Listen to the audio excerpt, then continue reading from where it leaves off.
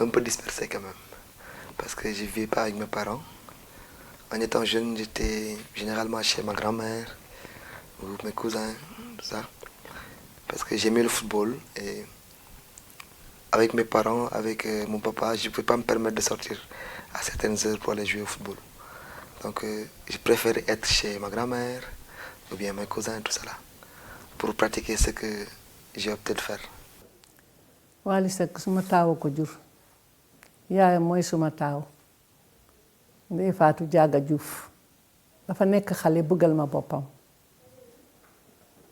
ma bëgg ko itam wax dëgg yàlla mu représenté ci man lu bare nekk suma xarit nekk suma complice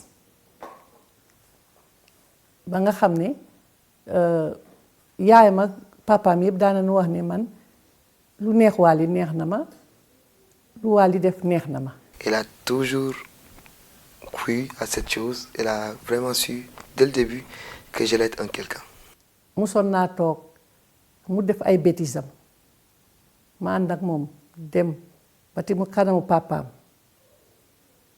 ak yaayam ma ne leen baal leen ko xaleel la buy def ay bêtises du dara day paase bés bu doonee mag yëpp du ko def papaam ne ma kii du doon dara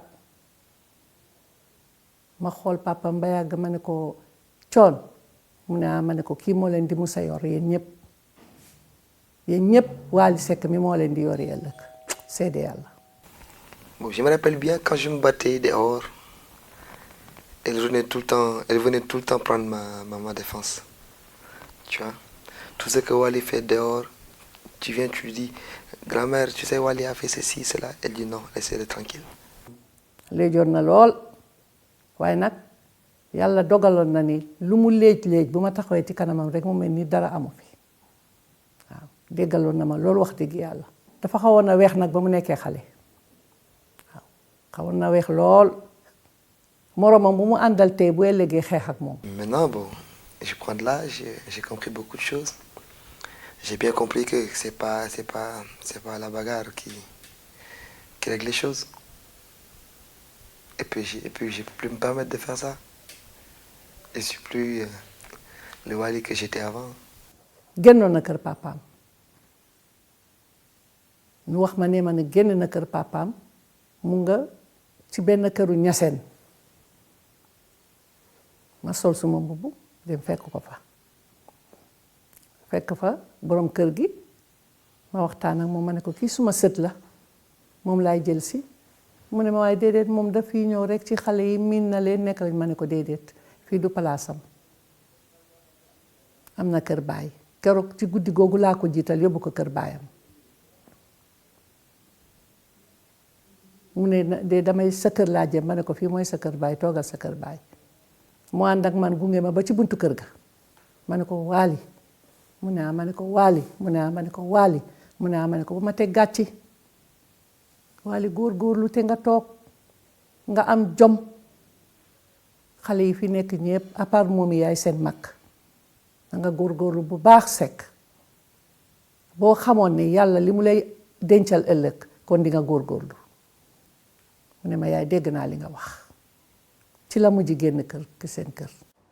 ku toll si ndaw ku ne di nga xaw a lëj wante lëj bi daa am fu muy yem ba say parents bu la gis lenn loo xam dafa ñàkk fayda parce que tey nekk naan ay ndaw wante teewul bañ nekkee ay ndaw tamit xam nañ yoon bu ñu jëloon mu yàgg opté nag yàgg gëm boppam musique nekk woon affaire am football la gënoon a opté. nit ku jógee kër baayam dara manqué wu fa mu génn dem kon am na lu mu doon découvrir nit koo xamante ni ci li nga yaakaaroo ni ci ngay tekki woo ci muy football waaye kenn du yàlla suñu borom yàlla dafa bind te yamalewul dafa bind Thione Seck di bàyyi Wally di waykat Wally ni moom Thione Seck kay baayam waaye wayul day football yàlla ni ko ok demal nga def sa choix waaye man la ma namm ci yow def naa ko ba pare mu dem football mu échec Massa Thiakhé def na mëneenam. Waly li ma la waxoon def na ko c'est un grand joueur. oh. ñu ngi saraxole. ñu ngi saraxole Fatima. ñu ngi saraxole waxoon naa la ko c'est toujours les grands joueurs qui ratent wane waat na boppam am na occasion mu dugal bi gis ngeen ko deux buts partout ñi xalaat ne rek mbalax maa nañ def remontada comme ni nga ko xalaatee ni nga ko waxee léegi match bi nag mu ngi doog a relancé wu match bu métti ngay gis fi mu toll nii parce que ku nekk na bëgg gagné du yomb daal du yomb. match bi dina neex match bi dina neex Sahel. Oh mais écoutez le public, savourez cette belle ambiance au stade Alassane Djigo de Pikine. Oh là là, Waly qui a... Et le Waly qui supporter. vient de nous gratifier sur ce but magnifique dans la foulée qui égalise. Et comme je t'avais dit Sahel, il pouvait se rattraper dans le match et il l'a démontré. waaw non école moom xam naa ni bon xaw ma nag mënu ma wax exactement lii la mais xam naa ni daal dafa bëggoon football trop mën na bokk ci li yàq jàngam ensuite dafa amoon fit trop dafa xawoon a dëng nag waaw dafa xawoon a dëng dafa amoon fit trop. man dama doon ñëw ne ko nag fils ma ko ni da ngay comprendre góor gi même bu nekk woon artiste sax war na laa mën a yaree nii sagam na mu nekk homme de public loo def ci lu ndaw wala loo wax ci lu ndaw dañ naan doomi diw la waaw kon moom ku nekk sa bàmmeel non fight nag Waly façon fight bu nekk pour Waly def nii. maa nga xamante moom 2001. bu bàyyi xale ngeen. boobu ñu ngi nekk ay ndaw tool ci suñu buntu àdduna wante mosuñoo dugg si lu ñàkk fayda mosuñoo nan sàngara mosuñoo tux yàmba peut-être ay affaire de sikaru Baye Fall bëggoon nañ ko ay football loolu lañ nekkee woon ñun ñëpp ñoo doon ànd man moom kur bi ay njagayande kullim jum ñoom Papis Ndaw mu nekk nag benn grand boo xam ne muy Papis Ndaw moo ñu yar tey mosuñoo digal lu bon. Sicap Liberté m'a beaucoup marqué. Ça m'a beaucoup marqué parce qu'il s'est passé tas de choses là-bas. Moment de couloir, vis-à-vis de mon papa, c'est ces moments-là qu'il avait sorti Macho. Tu vois, en étant jeune, tu vois. À chaque rue que tu traverses, tu entends la voix de ton papa, c'est trop beau ça. Ce Macho-là a vraiment fait tabac. man bi ma koy njëkk a gis ci kaw scène bi dama ne mu woy dama jël micro bi ne yàlla bonisel na Thione Seck comme boo jëndee crédit nga am bonus yàlla bonisel na Thione Seck parce que Thione sonn bi mu sonn ci aar fallait que mu jur ku mel ni Waly yombul nag ndax Youssou Ndour amul doom ji woy Ousmane Lo amul doom ji woy Omar Pène amul doom ji woy yàlla ci Thione la ko def loolu nag bariwul lu muy am.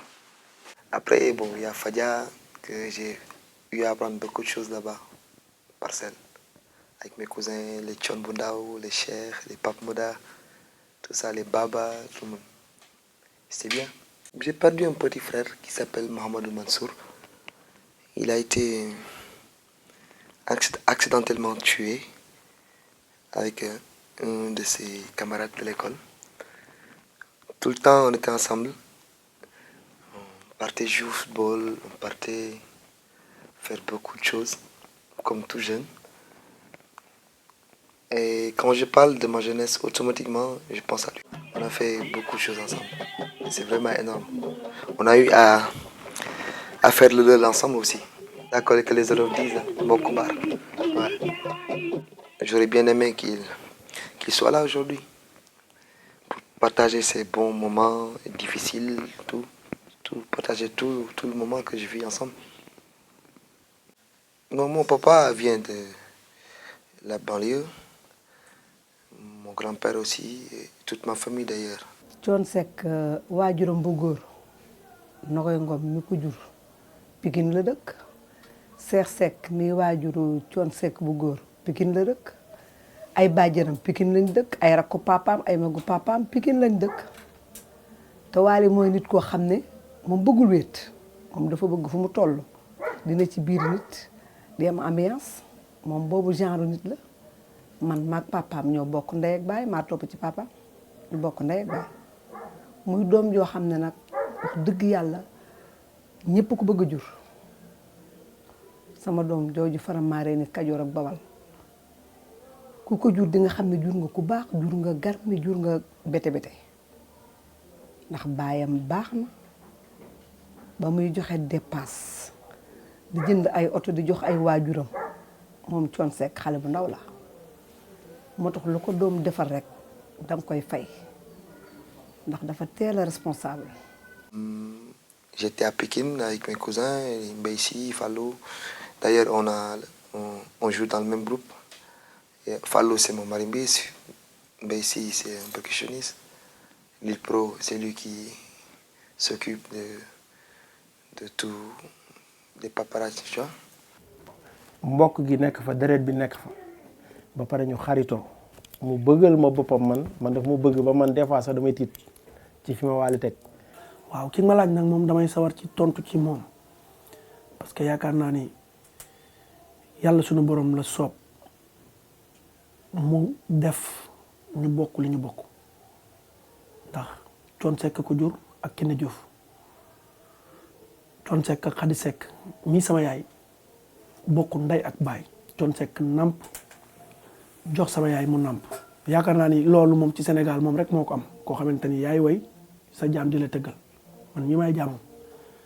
bi muy ñëw ci kër gi noonu boobu ambiance indi na ko ci kër gi ndax kër gu mag la boobu mooy sama borom kër bi nelaw kër Maas Ndiaye boobu kër gi dafa xumb moom jiite maalaw ak beneen woykat bi xam nga nu mu tuddati xaritu Mbay Si bi ñoom ñëpp fa lañ daan nekk ak ñoom Adambaay Biram Dieng ak ñoom Adambaay ñoom ñëpp fa lañ doon dajaloo bu guddee ñuy tëgg ko woy ba 6 heures du matin mais boobu man loolu daf maa neex ndax man damaa bëgg sama càmmiñ ñi ba dama bëgg sama doomi càmmiñ ñi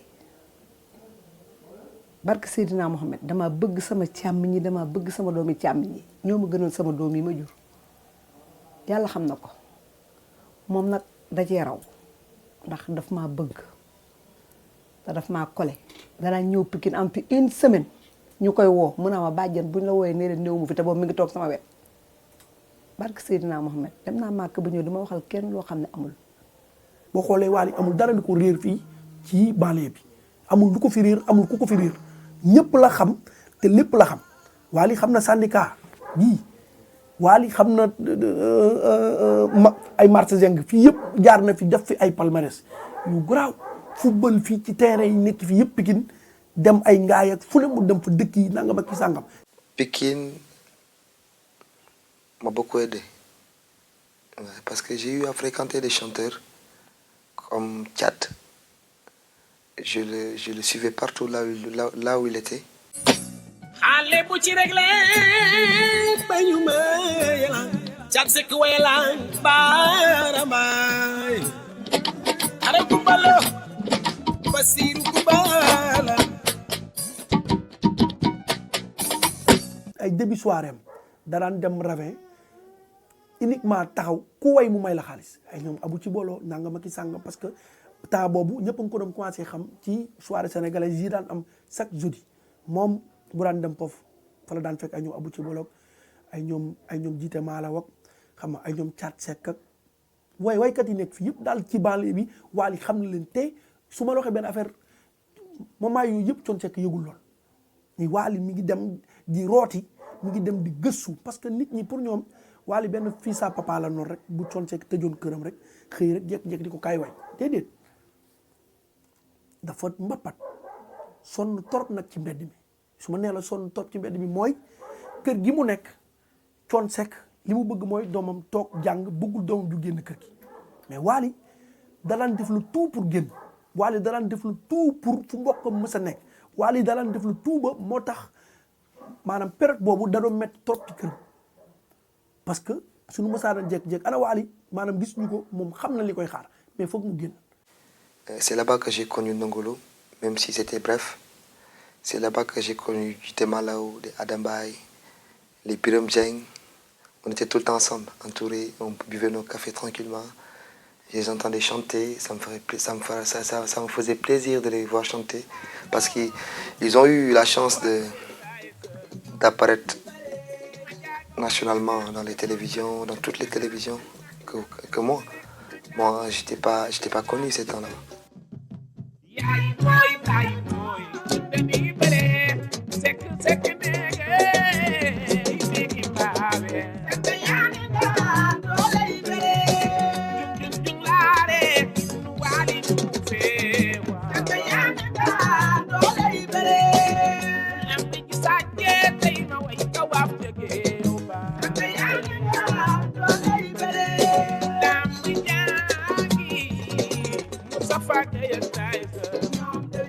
J'écoutais beaucoup Nongolo, moi, quand j'étais jeune. Parce que je me sentais rapproché de lui, en fait. Tu vois? Et ses chansons étaient palpables. Il parlait tout le temps de sa maman. Et moi, j'adore ma mère, j'aime beaucoup ma mère. Donc, je me voyais en lui, en fait. C'est ce qui m'a poussé à prendre son petit frère aussi, et qui s'appelle Mamcher.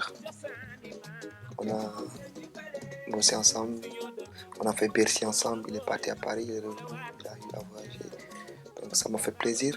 Bon, j'ai eu à contacter Nongolo, j'ai eu à le voir, même, je pense que c'était le 31 décembre. On a discuté brièvement, c'était à la station, il était avec un grand frère, Diol Siki. Il était autre chose, donc. C'est autre chose. C'est pas le Wali qui parle. C'est Ibrahim qui parle. Et vraiment, il m'a marqué comme il a marqué tout jeune. Ouais, il a marqué beaucoup de jeunes Sénégalais. Parce que su 5 heures musaana jot damay segg café Touba gi yónnee ay mburu ñu jënd suñuy poto ba diw ko xam nga maanaam di segg café gi teg suñuy mburu ba yooyu di waxtaan di way may jouer clavier muy way xam naa du ñàkk bis ñu defal leen loolu ma jouer la ma daan jouer moom tamit mu way ba ci kii sax série booy wuyu ma wuyul kii lay woo ci foofu la juddoo ci néeg bi foofu noonu ci loolu la juddoo ñun ñoo ko daan woyante woo te foofu noonu Birame Dieng Ada Mbaye jiite Malaw Waly xam nga ainsi de suite ak suñu ay yeneen jigéen yoo xamante ni daan ñëw foofu di woyantu xam nga noonu xam nga mais bu may fàttaliku yooyu ak tey bu ma gisee Wally Seck mii damay xam ni vraiment am na mérite bu rëy mérite bu mag a mag. Une fierté, c'est une réponse. Mais pour évoquer d'où ça vient, Faramareen, je pense que c'est des racines. C'est trop spirituel. Mon village natal, d'où je viens, d'où mes ancêtres viennent, par rapport à l'histoire de mon grand-père qui s'appelle Lathiou Diop Degen Baye. C'était un chanteur, lui. Il était accompagné d'un roi. C'est lui qui accompagnait le roi même. Et c'était son chanteur. Quand le roi est mort, il y avait son successeur qui était là, en lui demandant de le chanter, et mon grand-père a refusé. Alors il l'a tué sur le coup. Donc il vient de Marraine, et j'ai eu à partir là-bas, passer une journée avec eux, mais je ne l'ai pas regretté. Je suis digne fils de Marraine. Fara veut dire Vena. Marraine, c'est mon village. C'est pour cela qu'on dit Fara Marraine. Je suis parent avec Khad Mbemba Diaga, Mansour Mbaye Madiaga. Je suis parent avec Ndiaga Mbaye. Je suis parent avec tous les grilles du Sénégal. Apenda Seck, tout ça. Tu vois, les marraines sont de grosses pointures. Hein. C'est une communauté, c'est une communauté qui est composée de toutes sortes de chanteurs pour moi. Parce que quand tu parles de Khad Mbemba Diaga, de Ndiaga Mbaye, c'est une culture sénégalaise. Après Thione Seck, Mapenda Seck, Ousmane Seck, c'est énorme. Tu pars dans le côté comique, comédie, tout ça là.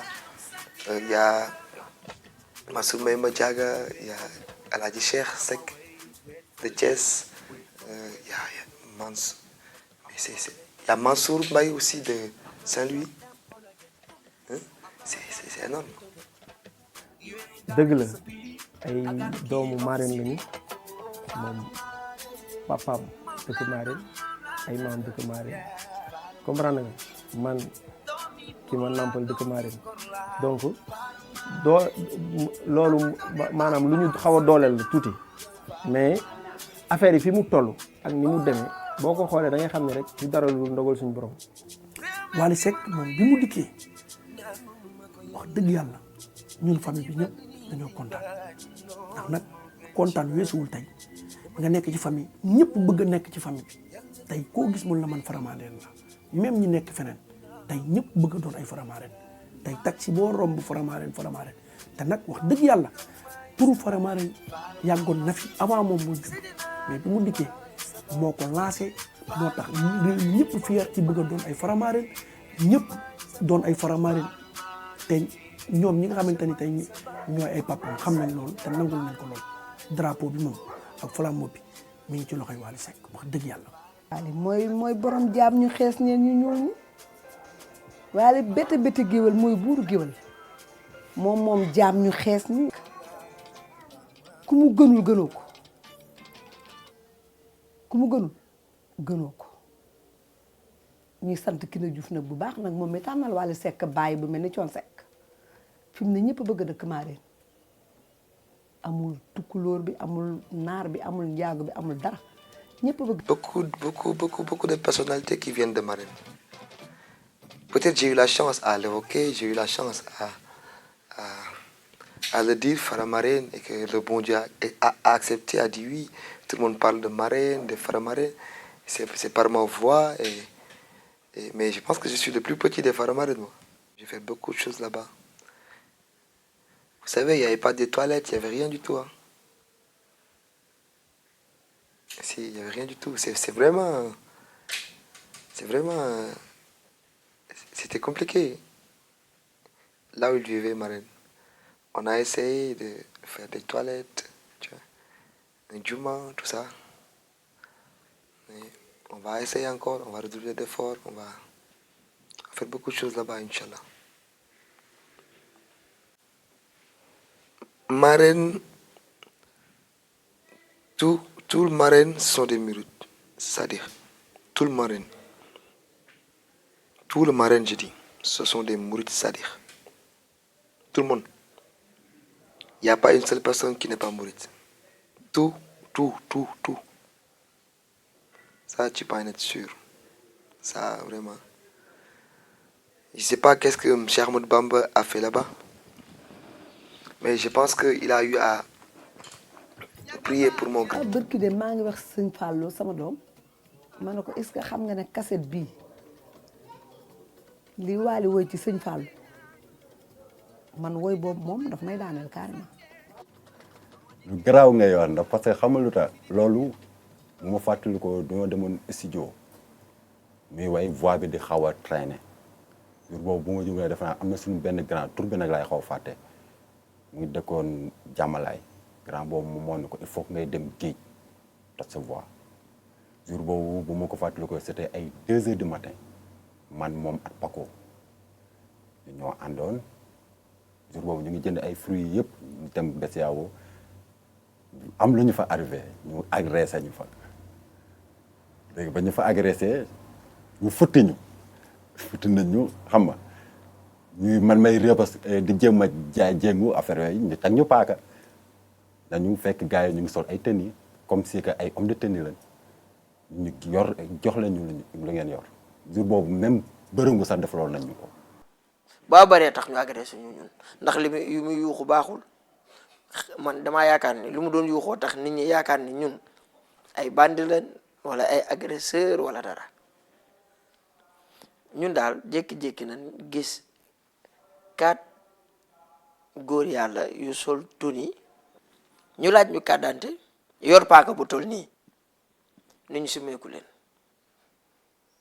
oh grand loolu neexoon na ñun ñëpp si meeku caleçon lañ dese Wally dafa am fit Wally ni day reposé man ko sawaay saay doo bàyyi ñu xool nu ñu géré lii waa ji ci gën a màndi moom te yor paaka bi ñëw di saagay ndey man ko sawaay dem naa ba benn instant mu bugg ñu jéngu mais ku yor arme ak ku yorul arme neexut a xeexal waaye naan noo man ko sawaay rek leen rek bàyyi ñu xool ni ñuy négocier fii jéem cee jàll mais waa ji xam naa mandi gi mu mandi moo tax moom xamul ni ñuy négocier moom taxaw na di saaga ay ndey jël nañ suñuy xaalis jël suñuy ñun pomme yi ñu jëndoon sax duñ ko yóbbaale ñoom caleçon lañ ñibbee.